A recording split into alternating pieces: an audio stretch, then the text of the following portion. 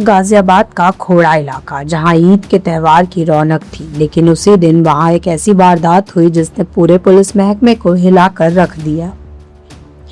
सूर्या चौहान की बेरहमी से की गई हत्या। इस हत्याकांड ने न सिर्फ कानून व्यवस्था पर सवाल खड़े किए, बल्कि इलाके में एक खौफनाक और सन्नाटा पसर गया।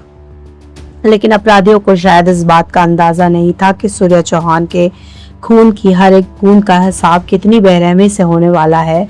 इस सनसनीखेज वारदात के बाद गाजियाबाद पुलिस प्रशासन आधी रात को अचानक फुल एक्शन मोड में आ गया और जैसे ही सूर्या की हत्या की खबर आला अधिकारियों तक पहुंची, पूरा पुलिस और प्रशासनिक अमला लाव लश्कर के साथ खोड़ा की तंगलियों में उतर गया।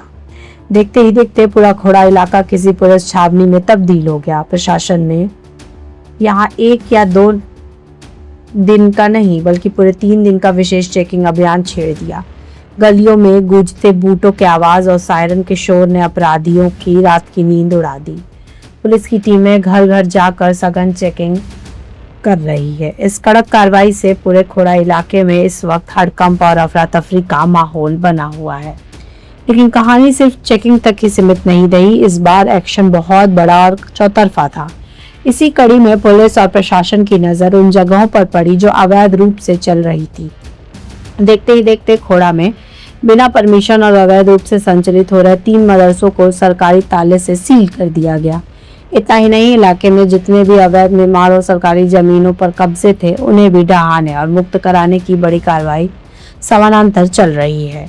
खोड़ा में अवैध रूप से छिपे बैठे और आपराधिक किस्म के लोगों को चुन चुन कर चिन्हित किया जा रहा है, ताकि उनका पूरा नेटवर्क हमेशा के लिए नस्ते नाबूद किया जा सके।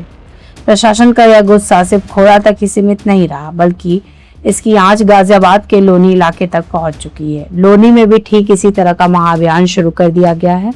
दूसरी तरफ गाजियाबाद के थाने की तस्वीर इस वक्त बदलने लगी है। इलाके के नामी अपराधियों और हिस्ट्री शीटरों को कॉलर पकड़कर थानों में लाइन से खड़ा किया जा रहा है।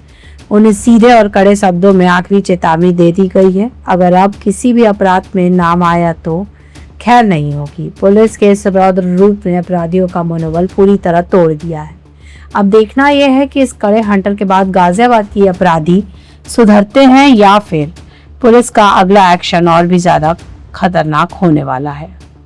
कि अवैध है, इलीगल है और उसका पंजीकरण मदरसा बोर्ड में नहीं है, उसको लेकर आज सीलिंग की कार्रवाई की है। वो कल नोटिस वापस चस्पा किया गया है और 15 दिन का उसको समय दिया गया है। किसी पक्ष को कुछ कहना है तो उसके बाद उसमें विधिक कार्रवाई। लेकिन इसमें सर और भी अन्य आरोपी है जिसको लेकर के क्या अपडेट है? वो जैसे मैंने बताया कि पुलिस इन्वेस्टिगेशन कर रही है और पुलिस इन्वेस्टिगेशन में जो भी सहयोग हमसे मांगा जाएगा पूरा देगा। सर, जिन 3 मदरसों को चिन्हित किया गया, क्या उन्हें भी नोटिस दिया गया कार्रवाई? वो अभी टीम वहाँ पर जा रही है, वो एक बार आपको देखने को मिलेगा। ठीक है सर।